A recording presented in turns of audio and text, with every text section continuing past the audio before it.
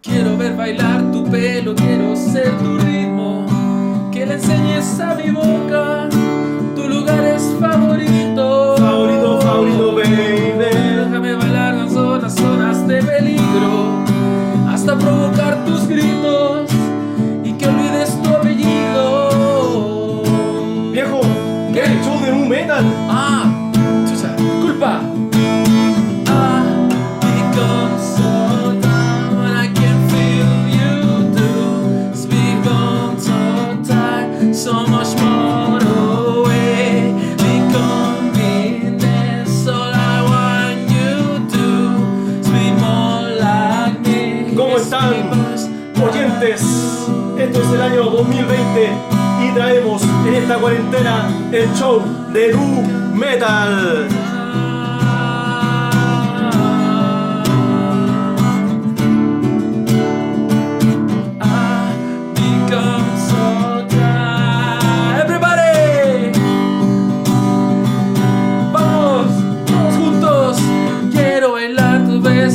Ser tu ritmo, que le enseñes a mi boca tu lugar es favorito. Favorito, favorito, baby. Déjame bailar contigo, zonas de peligro, hasta provocar tus gritos.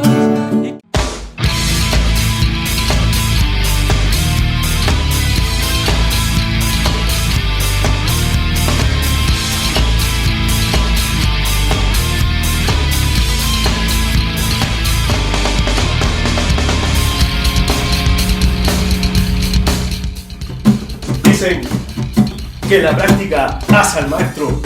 Hoy en día somos unos novatos. Hoy día somos unos pequeños padawanes.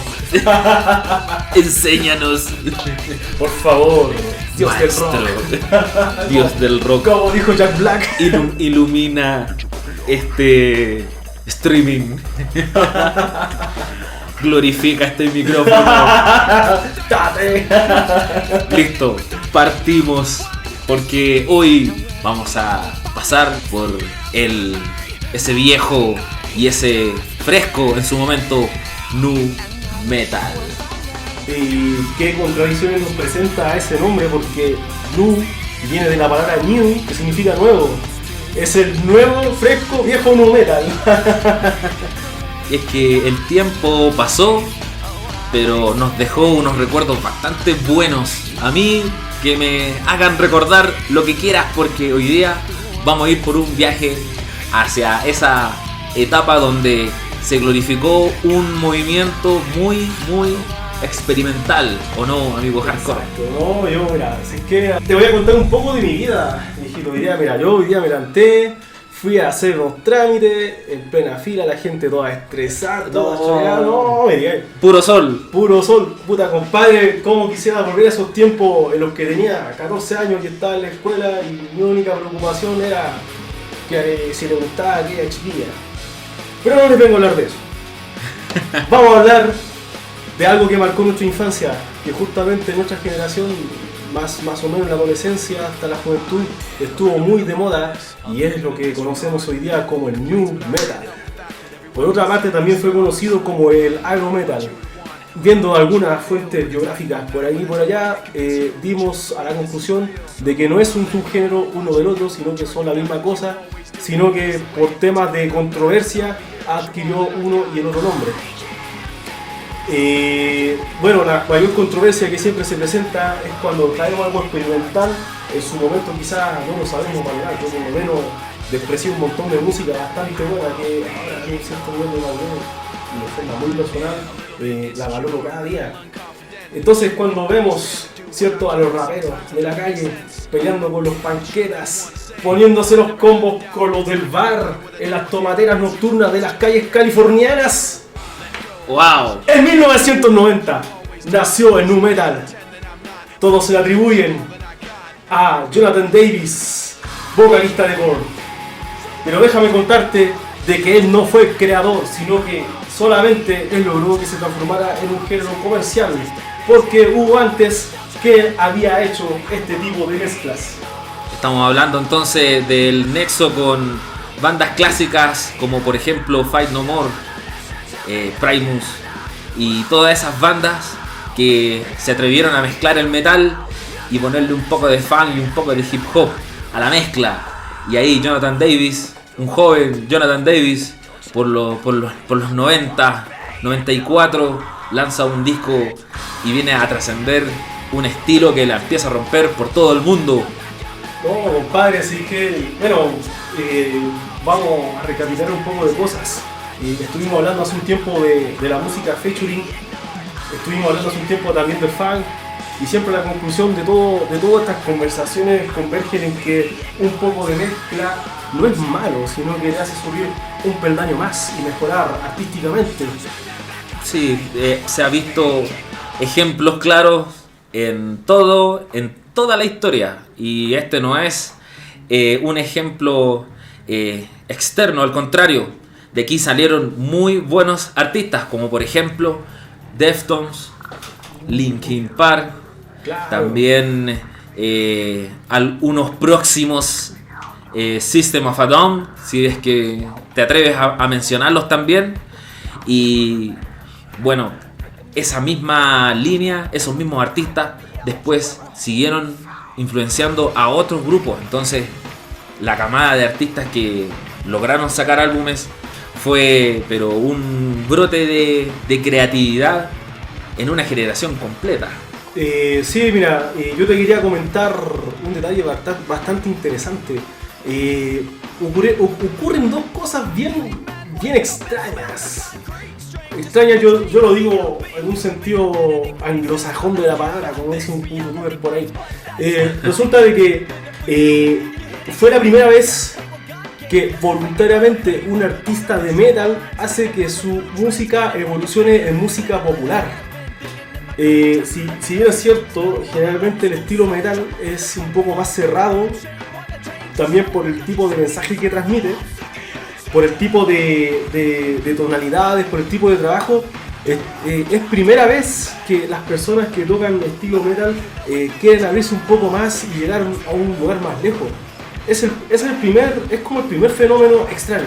Y el segundo fenómeno extraño es que fue tan invasivo y tan masivo todo lo que se produjo en esa época, que tenemos bandas de pop, bandas de punk, bandas de gothic metal, de heavy metal, de thrash metal, tratando por un lado de imitar este estilo y segundo encasillándolo de mala manera, como es el caso de System of a Down, como nu metal. De hecho, si ustedes buscan la historia de Evanescence, que es un estilo más gótico y progresivo, también lo tienen caracterizado como nu metal de la época, y yo creo que no es tan así, sino que lamentablemente los productores, para poder vender, tenían que clasificar los géneros musicales porque estaba muy segmentado lo que se escucha hoy en día.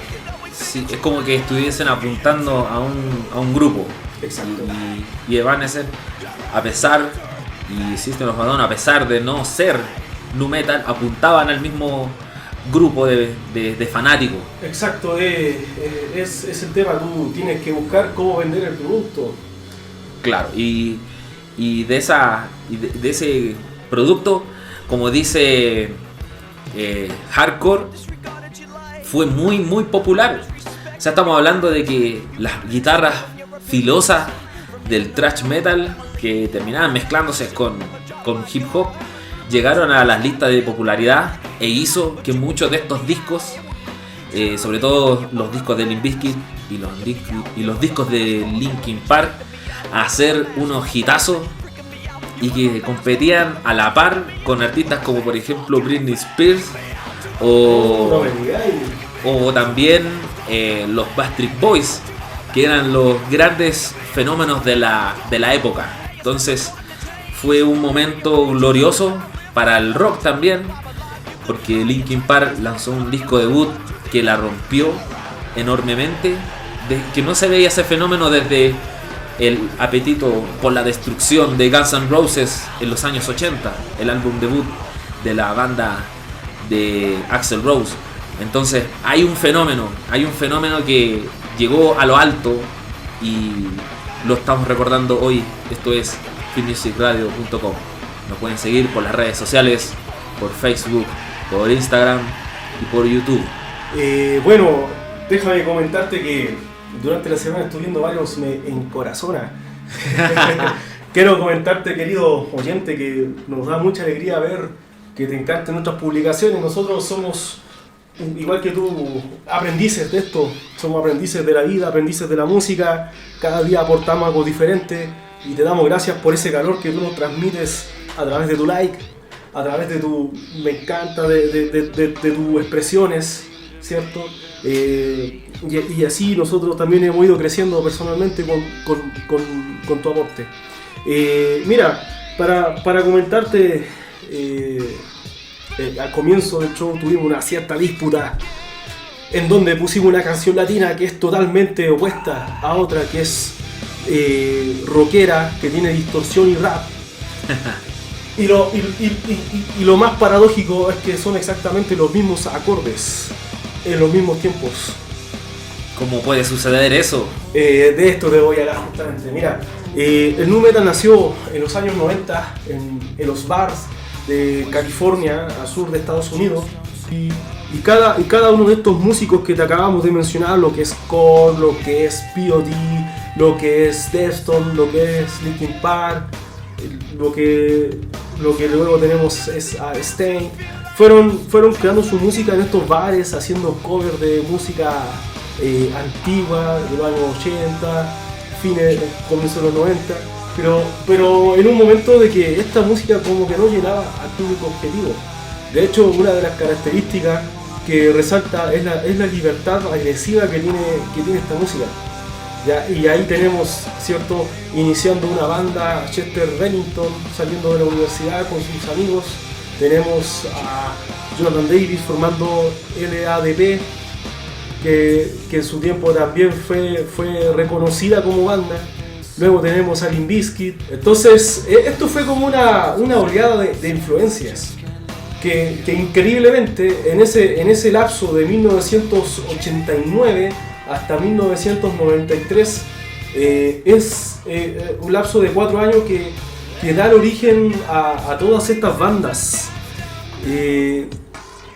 Pudiéramos notar que a pesar de que son todas muy parecidas, todos tomaron caminos totalmente diferentes, llegando a crear mezclas experimentales bastante buenas, y con el tiempo igual a las personas que eran fanáticos de un género les costó asimilar.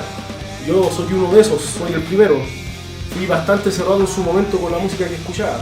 Las cosas como son. Entonces, bueno, la verdad de las cosas es que tenemos el nacimiento del nu metal a través de Jonathan Davis. Este personaje iba por los bars cantando con su grupo, lo que mayormente tocaban era heavy metal. En algún momento comenzó a hacer experimentos nuevos con la música y empezó a juntarse con los componentes de la banda, y empezó un movimiento. A los años después también tenemos lo que es Deftones.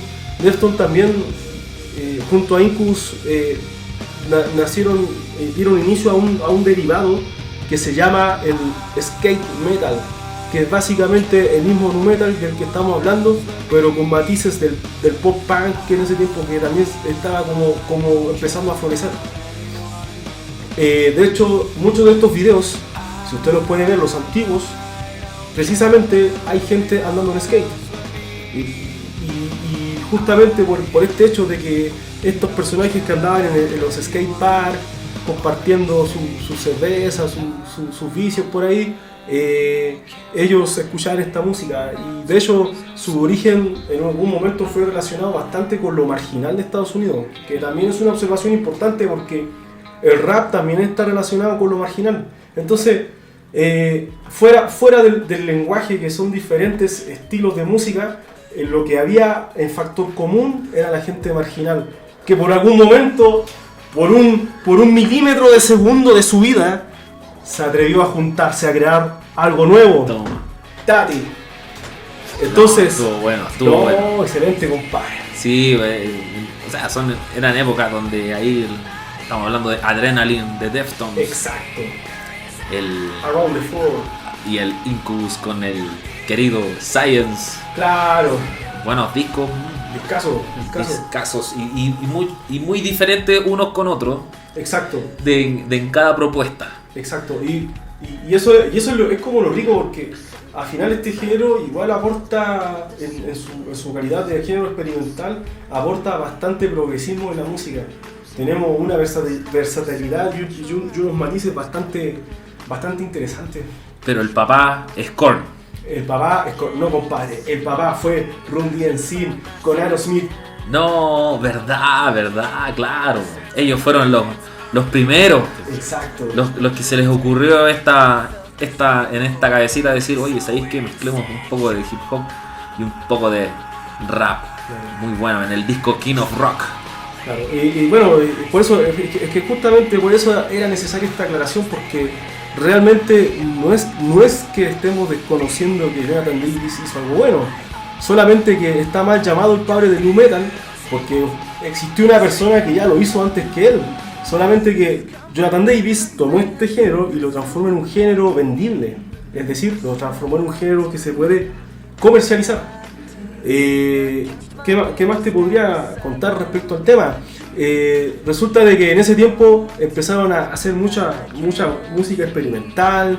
Luego tenemos a una banda que lleva por nombre P.O.D., que siempre hemos hablado bastante y que es de mi gusto personal, me encanta, mezclando rap metal con jazz, rap metal con blues, rap metal con punk, y es como bastante extraño, porque es como que cambia el enfoque del metal y lo transforma también en una versatilidad súper interesante, que rompe los esquemas de lo que uno hasta esa fecha conocía sobre el rock y el metal.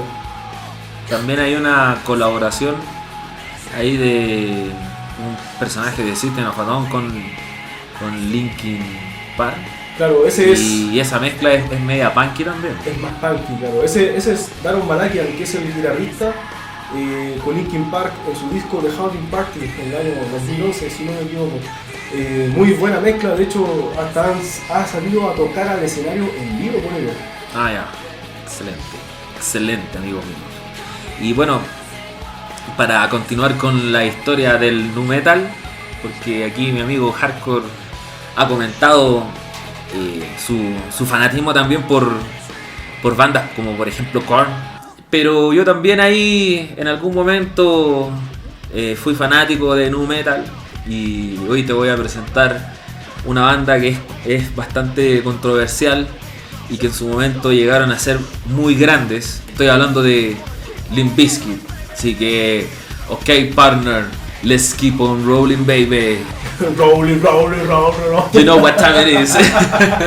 Así que esta banda estadounidense de nu metal que se formó allá en Florida en 1994, liderados por Fred Durst y el bajista Sam Rivers, que vendría después a incorporarse otros personajes como por ejemplo el primo de Rivers, John Otto, como baterista, y el guitarrista Rob Waters, que fue sustituido también parte por Wes Borland. Pero también destacamos la incorporación de Don DJ Lethal, el ex miembro de House of Pain, que incorporó a la banda ese sonido, esa mezcla que los hizo llegar a ser muy exitosos. Pero en un principio estos tipos habían sacado un disco que se llama $3 Bill Young, en una época también donde, como estábamos conversando, Hardcore, Deftones estaba sacando sus primeros discos, Incubus estaba sacando el disco Science, y System of a Down estaba sacando ese disco debut que vendría también a romper el esquema. Claro, el disco homónimo de System of a Down. El disco homónimo de System of a Down. Entonces era un grupo de artistas que estaban en el anonimato, pero estaban próximos a ser muy conocidos, muy famosos. En un tiempo, por ejemplo, donde Got the Life de Korn estaba sonando pero por todos lados. Y en un tour que se llamaba el Family Values Tour en Estados Unidos, Korn trabaja en ese mismo cartel con Limp Bizkit. Y en esa unión, en esa primera acercamiento entre estas dos bandas, hace que al final Limp Bizkit tome protagonismo por sobre los fanáticos también de Korn, que lo conocen, y también por una canción que se llama Faith, que es la de George Michael, que en ese entonces estaba sonando muy fuerte, Estaba sonando por medio del boca a boca en ese entonces por los fanáticos under que ya estaban medio chatos ya con el grunge y Claro. estaban escuchando el post-punk y los grandes héroes del grunge ya estaban bajando ya las revoluciones, correcto. Y de ahí en adelante Limp Bizkit se fue por un tubo, acompañado siempre ahí con la gente de Korn y también con Interscope, que es la disquera, que al verlo dijo, aquí hay plata, así que se puso a invertir en ellos. Claro, mira, déjame hacerte una pequeña observación.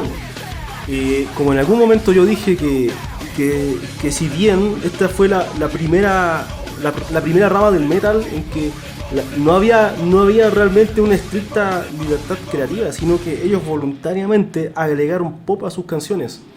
En una entrevista que le hicieron a Fred Durst, le preguntaron ¿qué pasa con tu estilo? Le dijo, ¿sabes qué? Yo siempre, desde pequeño, quise formar algo nuevo, que tome el metal, tome el rap y un poco de pop, y eso transformarlo en música nueva.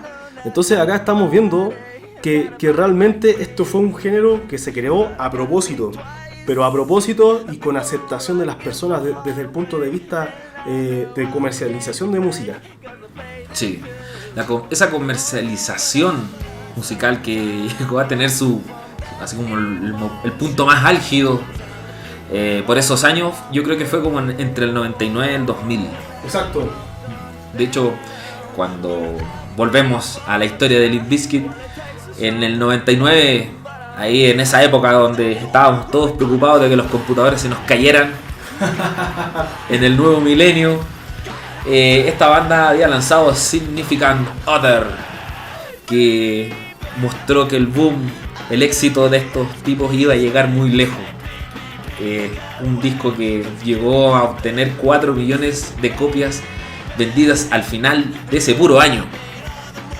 Y bueno, Fred Durst siempre vino de la mano con los problemas y la controversia. En ese año también trabajaron en el Woodstock 99 y hubo bastantes complicaciones y hasta violaciones en el mochi. Oh, no me digáis. No, fue una presentación bastante desagradable y que quedó muy en el recuerdo porque están las grabaciones, están en YouTube de esa presentación donde la gente estaba loca. Los tenemos identificados. Están todos en fiscalía. Sí, cosas de que llegué el carnete presentino.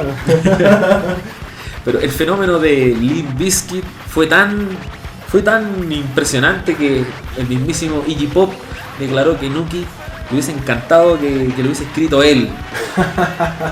Era un discazo que venía con temas que eran puros hits, como por ejemplo Nuki, Break Stuff, Rearrange, And Together Now, Nobody Like You y Significant Others. Se convirtió en un disco que peleó de tú a tú con esos artistas del momento como Britney Spears y Backstreet Boys. Había que echarle para poder llegar hasta ahí, ¿eh? Bastante repentino si te pones a pensar. Claro. En un chispazo llegaron a ser muy grandes. Y siempre jugaron como enemigos del sistema también, con su amigo Eminem. Porque era fácil ahí estar desde el otro lado de la calle tirando shit para todos lados. Entre conflictivos se entienden, dicen por ahí. Estos son los tóxicos de esta época. Y ahí también nos damos cuenta que el joven Fred Durst se convirtió en un bufón igual de los medios, se peleó con todo el mundo y ahora 15 años después podemos darnos cuenta que lo tienen ahí renegado. Claro, no, la verdad es que fue bastante erróneo. O sea, yo creo que hay un límite para todo. Ese compadre no los conoció. No tenía noción de lo que se estaba esperando y prepararían con este disco el año 2000, que sería el mejor año de Limp Bizkit. Empezaron, por ejemplo, con el último tema ya de su disco Significant Others, que es el Break Stuff. Lanzaron como video musical. En ese video aparece Eminem, Jonathan Davis, Snoop Dogg, Dr. Dre. Aparece una pila de artistas famosos que vienen a confirmar que el fenómeno de Limp Bizkit estaba en la cima del mundo. Creo que también en un video por ahí salieron con The Wu-Tang Clan. Me parece, no estoy seguro, hay que investigar.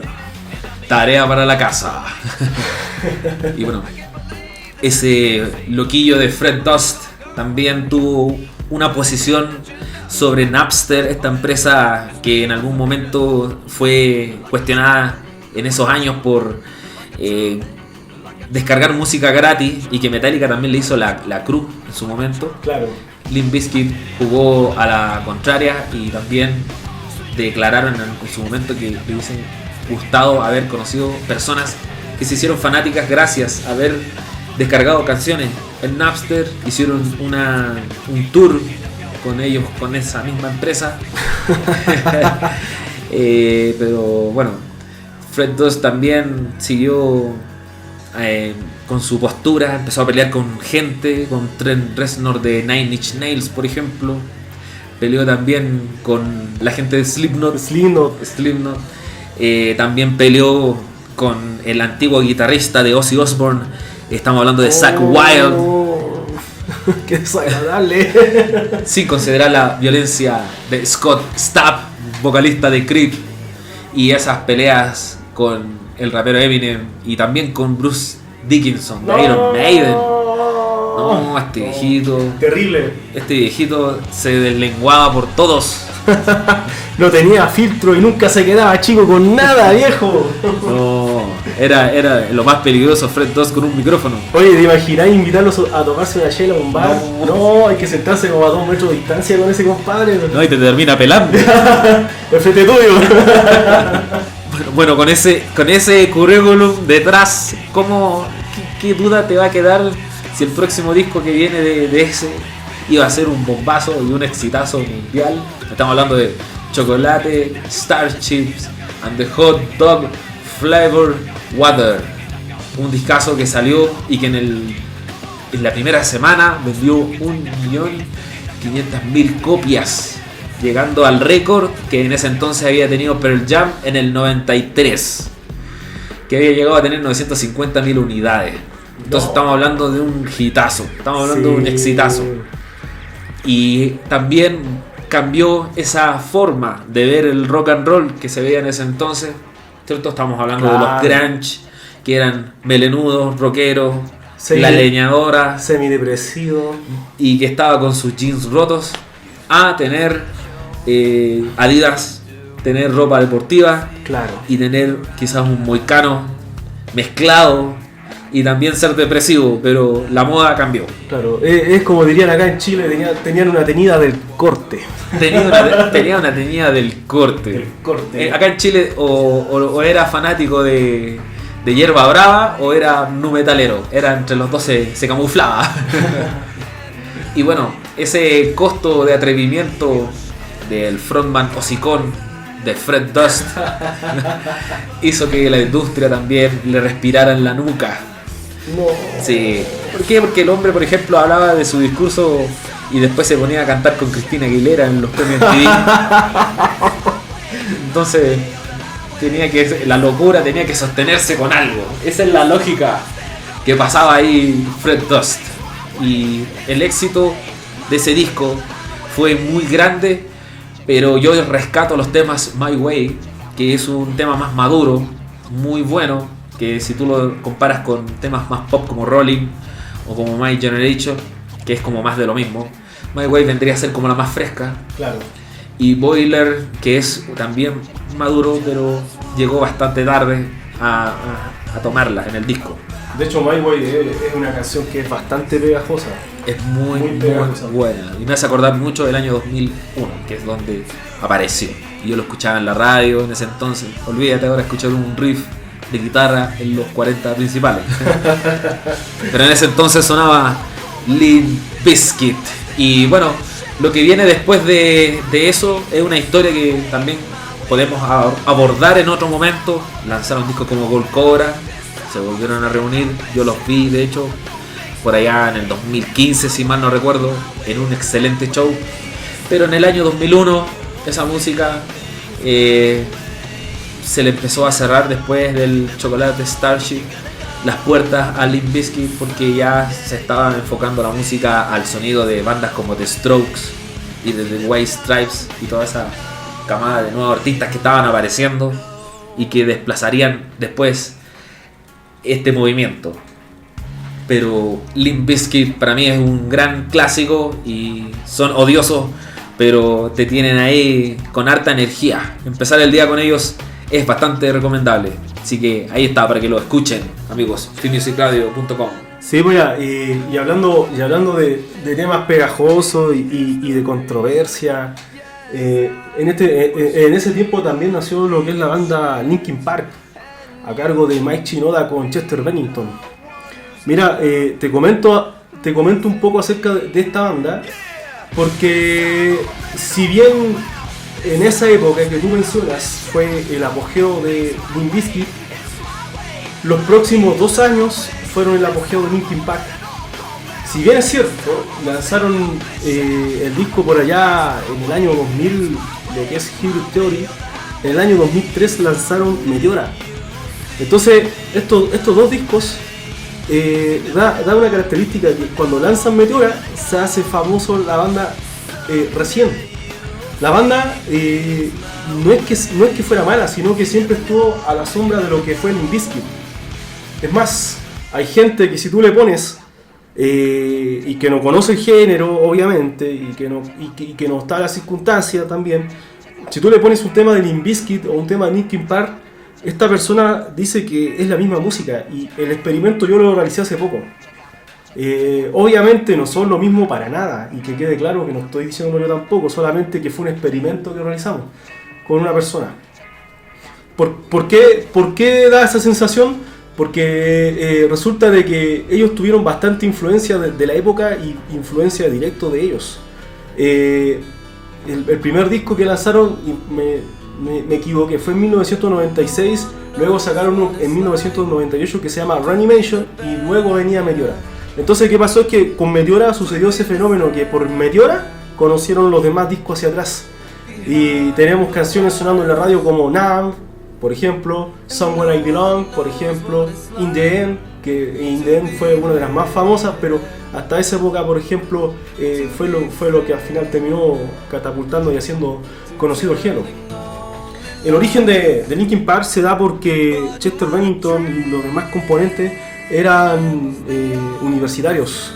Ellos estaban estudiando en la Universidad de Phoenix, y entre todos estos rollos de estudiar, juntarse, hacer cosas, ellos empezaron a conversar. Ya tenían sus propios proyectos alternativos. Tenemos gente haciendo mezclas DJ, gente haciendo mezclas hip hopera, y siempre a ellos les afanó todo lo que es este tema de la libertad, de la abolición de la esclavitud. De hecho, en muchas de sus letras hay discursos de Abraham Lincoln. Por ejemplo, hay un disco que se llama The Living Things, y ahí tenemos pedazos de discursos grabados directamente sobre las pistas. Entonces, había un parque en Estados Unidos que se llama Lincoln Park, pero por temas legales y por temas de propiedad intelectual no podían ponerle ese nombre a la banda, y es así como nace el nombre. Porque yo generalmente se da esto, que gente de mi generación, compañeros de curso de la escuela, cuando yo estudiaba, buscaban qué significa la palabra linking. Entonces, la conexión de link. Entonces, claro, conectar en parque. Entonces, es como incoherente tratar de buscarle un significado a eso. No hay un significado directo. Y la razón de por qué le pusieron Linkin Park fue porque no le podían poner Lincoln Park, en resumen. Entonces, vemos todas sus letras cargadas también con revolución, cargadas con historias de la vida real, con casos. Por ejemplo, lo que es Numb también es un caso de la vida de una persona. Y esto también le sumó un plus a la banda, de que la gente se empezó a identificar con las letras. Y de hecho, también otras bandas, como lo es Papa Roach, con su tema Last Resort, que habla sobre el suicidio, increíblemente, que era una canción bastante depresiva y agresiva, mucha gente se arrepintió de quitarse la vida por escuchar esa canción, irónicamente. ¿Cómo? ¿Se arrepintieron de quitarse la vida? De quitarse la vida por escuchar esa canción. Era una contradicción súper extraña. Hay un blogger, youtuber que está en internet, si en algún momento usted tiene la oportunidad de googlear, se llama Emma Havoc, que también busca información y que también tiene un canal bastante interesante, y él explica cómo una carta de una niña que se empieza a desahogar, que empieza a explicar que se desahogó gracias a todo lo que lleva cargado a la letra de Last Resort de Papa Roach. Como no es el tópico de esta conversación, entonces por eso no quiero andar más en el tema, pero para que lo busquen es bastante interesante. Wow. Luego tenemos también... Me dejaste para el gato. No te lo puedo creer. Nos fuimos al ultratumba. No fui yo. Gente hablando de suicidio y nu metal. Suffocation. Last Resort. Last Resort, temazo. No, bastante depresivo. Tenemos temas como Bronchi Home, por ejemplo, Casa Quebrada, que es un tema que habla también de las discusiones familiares, de esos ambientes medio tóxicos, cuando de repente, porque, y cito, hablamos de que fue un género que nació de dos estilos que estaban entre los marginales al sur de Estados Unidos, entonces obviamente hay problemas de droga, problemas de violencia intrafamiliar, y ellos descargaban todo eso en esas letras, y eso generó una respuesta muy positiva. Porque ya no solamente tienes géneros que son atractivos como el rap y el metal, ya no solamente tienes un género que es aceptado, que es el pop, sino que ahora te estás identificando con lo que estamos cantando. Que es algo bien similar a lo que suena con el grunge, porque el grunge también es la misma generación ahí, buscando esos sonidos para retratar como la angustia de esa generación. Así que ahí está, nu metal. Sí, nu metal. Entonces después bueno, también hay un patrón dentro del nu metal y que como que lo han presentado todas las bandas con el pasar del tiempo, es que o se vuelven electrónicos o se vuelven alternativos. También. Es como una tendencia que se da, por ejemplo, en ese mismo tiempo, lo que es Deftones, con sus primeros dos discos, ¿cierto? Que tenemos Around the Fur y Adrenaline. ¿Cómo se llama? También ellos tenían una propuesta bastante agresiva con la música, bastante buena. Ahí tú podías ir al Parque de los Lolos con tu tabla de skate, a sentarte ahí, a disfrutar un momento con tus compadres en un mosh pit que está medio mezclado entre brazos levantados y golpes. Es bien loco lo que pasa ahí. Harto showcase. Claro, entonces después en el año 2003 tenemos a Deftones sacando su homónimo, que se caracteriza también por ser un álbum bastante denso. También tenemos rap, pero ya tenemos un poco de experimental. Y uno de los temas más destacados es el álbum Minerva. Temazo. Es como ver a sentarte al desierto a meditar. En ácido. Este disco viene precedido por uno que lleva de nombre White Pony, y ya podemos ver que en White Pony sigue habiendo elementos de nu metal, pero ya empieza a meterse ya lo que es la música alternativa. Entonces para cuando ya llegamos al homónimo es completamente alternativo el estilo de Deftones. Luego, con el pasar de los tiempos, este empezó a transformarse ya de nu metal a rock progresivo, y lo que tenemos hoy día es el álbum Gore, con una evolución bastante diferente de cómo empezó el género. Paralelamente, que todos estos géneros se formaron como la misma, son como paralelos, fueron naciendo otras bandas, por ejemplo, como lo que es POD, ya con una expuesta, con una letra más religiosa y con unas mezclas más extrañas. Tenemos, por ejemplo, el disco más famoso o más importante que lleva por nombre Brown, que lleva en su carátula un automóvil hecho de madera. Y ese disco también es un disco conceptual que tiene una introducción, un desarrollo y una conclusión, y cada cambio en el rap y en la letra está precedido por un jam. Tiene un funk jam, un punk jam, un reggae jam, y si tú lo escuchas es un disco bastante colorido, musicalmente hablando. Es bastante interesante, muy recomendable, y generalmente todo lo que se conoce de POD es desde el álbum Satellite en adelante. Explorar esos discos es algo bastante llamativo. por el tema de producción, por un tema de venta. En ese tiempo tenían la disquera Atlantis Records, no alcanzaron a llegar quizá a lo que quizás sí hubiera llegado a otras bandas, pero sí fue una banda muy famosa e influyente en ese tiempo.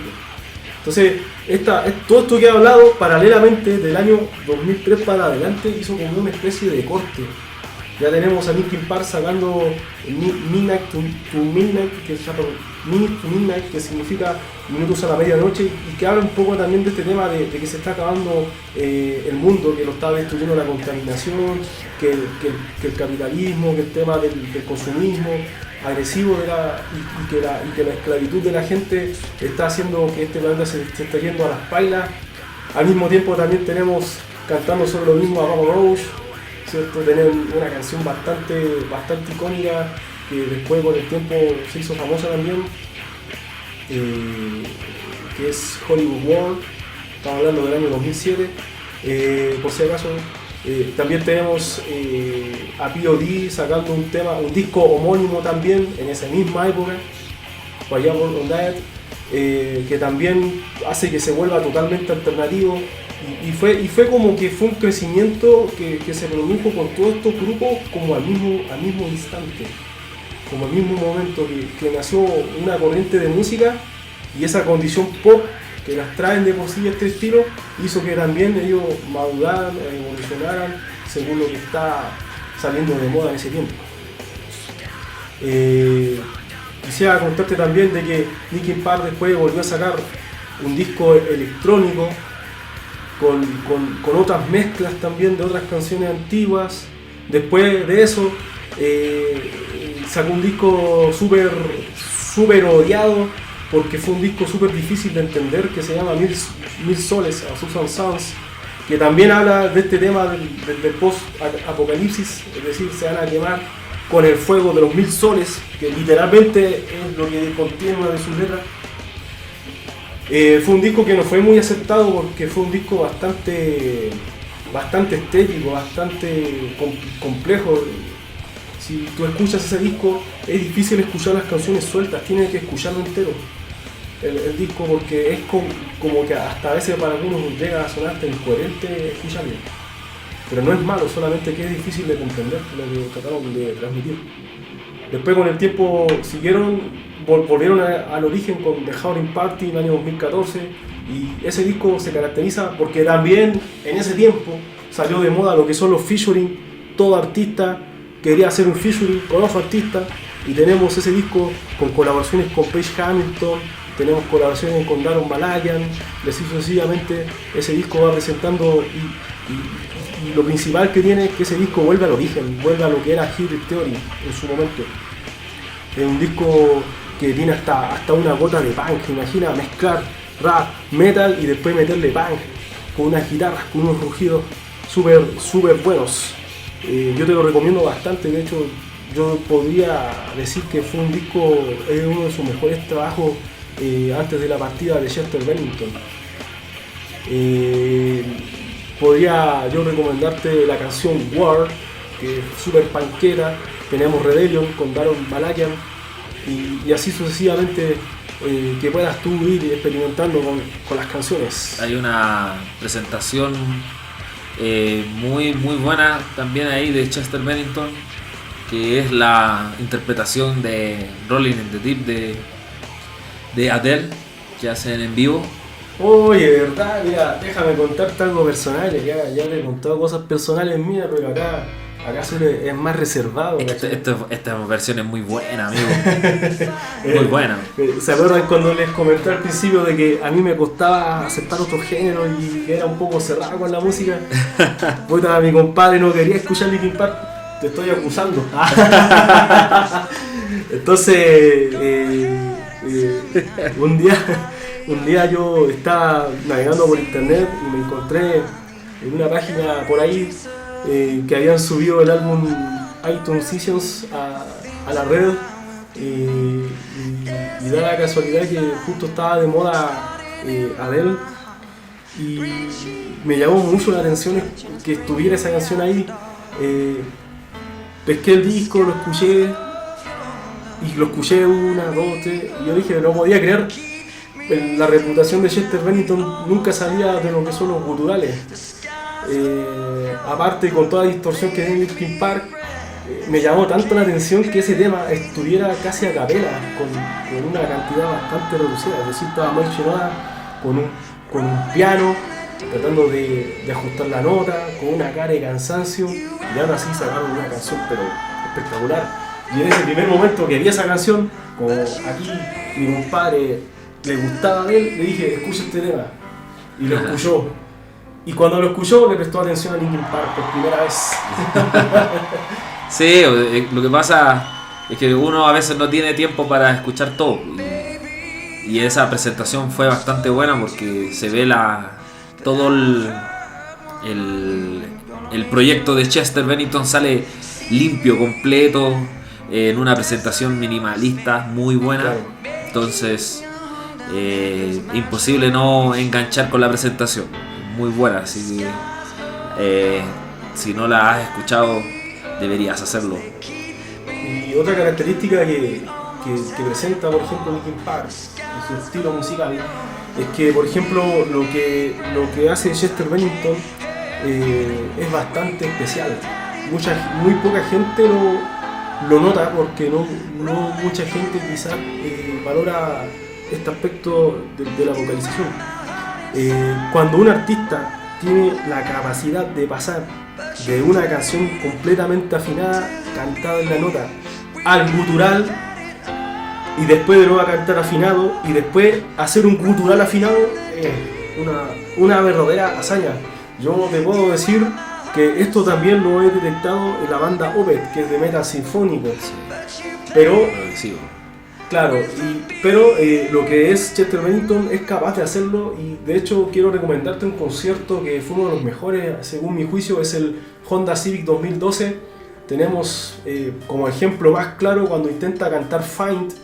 Esa canción es bastante movida, bastante buena, y en algún momento, como todo artista quiere hacer su experimento en el escenario, quiere experimentar, quiere hacer algo diferente, salirse un poco de lo que uno ya está escuchando, y ellos empezaron a hacer una improvisación, y resulta que en esta improvisación podemos notar una verdadera diferencia entre que cuando canta afinado, cuando canta gutural, y cuando canta un gutural afinado.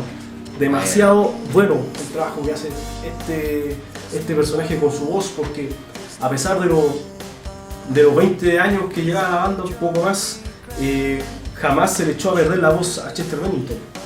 Y eso es también algo bastante destacable de Linkin Park. Y también, preparando este tema, me acordé, y quiero también mencionarlo, muchos ubicarán la banda de pop punk canadiense que lleva por nombre Sum 41. Ellos estuvieron en algún momento experimentando con el vocalista de esta banda, y hay un concierto en vivo bastante bueno en que invitan a Mike Shinoda con la guitarra a rapear al escenario. Y la característica de esta banda es que siempre tocan heavy metal, hacen covers de Metallica, bastante hay en la red videos que se filtran haciendo covers de One. Bueno, la cosa es que trajeron a Mike Shinoda, y yo fue la última persona que imaginé tratando de imitar la voz de Chester Bennington. Y se notaba bastante que hacía bastante esfuerzo con la voz para alcanzar las tonalidades. Los dos tienen los mismos registros vocales, son tenor, y Chester Bennington es un tenor ligero, tienen exactamente el mismo registro. Pero aún así me costaba bastante trabajo cantar, y es ahí cuando yo tomé esa canción, que de hecho fue Fine, y tomé la canción del concierto del Honda Civic 2012 para poder encontrar las diferencias, para ver si este compadre daba el ancho, y que creen, no da el ancho, viejo, no da el ancho. pero muy claro, recomendable. Pero hace su intento. Claro, y no fue un mal intento, solamente que el hecho de que pasar de lo melódico al gutural, eso requiere de mucho trabajo, y podemos ver en ese concierto que realmente le cuesta incluso cantar normal, y peor cuando tiene que solo gutural. Compadre, llega a ponerse rojo, si súper rubio, y está con toda la cara roja tratando de cantar, pero se defiende.